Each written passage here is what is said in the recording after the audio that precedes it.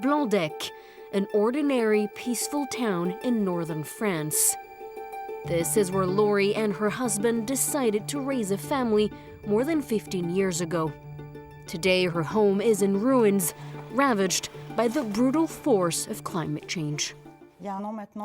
Over a year ago, this was paradise. Our house had just been renovated, our loan almost paid off. And then one day the water rose very quickly, submerging us once, twice, and then a third time in 2 months. November 2023. Several days of heavy rain swell local rivers, unleashing 3 consecutive floods. November 6th, followed by the 11th, and a final blow on January 1st.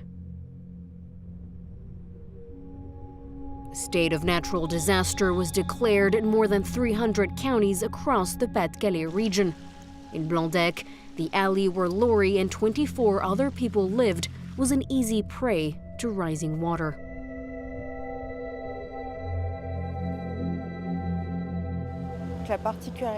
We're literally on an island. Just behind us, the river splits in 2 and completely surrounds the neighborhood. And you can see that my house is right next to the river. And unfortunately, when the water rises, it completely floods the neighborhood. Authorities have since instructed residents to leave.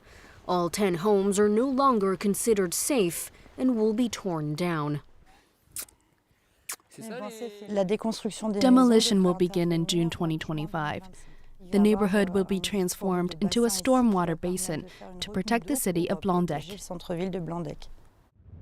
The town already has 3 retention ponds, built following exceptional floods in 2002. All 3 overflowed last winter. This alley was in fact designated a flood zone in the early 2000s. New construction was prohibited, but living here was still allowed. Celine moved in less than a year before the storm hit. We still have some tableware to pick up, but everything else we owned went straight in the bin. Celine's house was among the worst affected, with water reaching almost 1.5 meters high. Leaving her home is both a sacrifice and a relief. I didn't feel safe anymore. Our home wasn't safe for our daughters. Staying here was out of the question. Even if we had to keep on paying our mortgage, there was no way we were coming back. 8 out of 10 houses in the alley have since been bought by the government, allowing victims to relocate. Vincent is one of them. Here we are.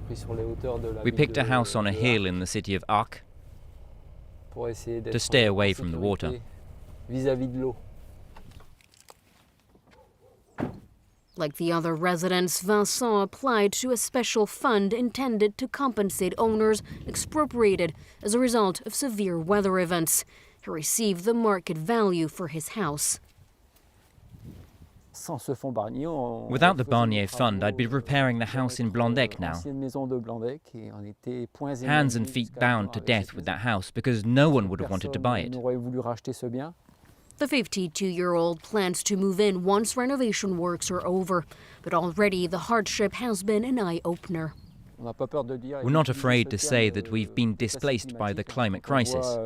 When you see what's happening in France and around the world with flooding everywhere, I think we should all rethink our lifestyle. We need to change the way we move around, shift to renewable energy. There's so much we need to do. And listen to our planet, because this is just the beginning.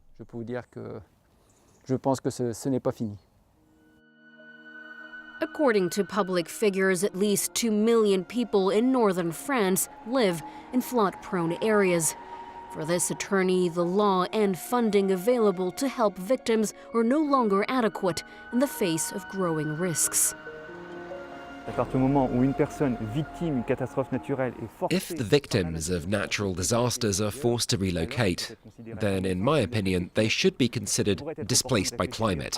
It might be time to consider creating a legal status for them. And elected officials also need to have the courage to say, no, you can't live here anymore because there's enough evidence showing that you'll be at risk 15, 20 or 30 years from now. In the meantime, less than 10 kilometers west of Blendecques, diggers have been deployed to remove 45,000 cubic meters of sediment from this canal in preparation for possible flooding this winter. It allows us to store more water and drain it when needed. Cities were built on water, and now we need to deal with that. Perhaps we didn't take all the necessary measures in time, but now people need to get used to living with water, alter the way we live, and build around these resources.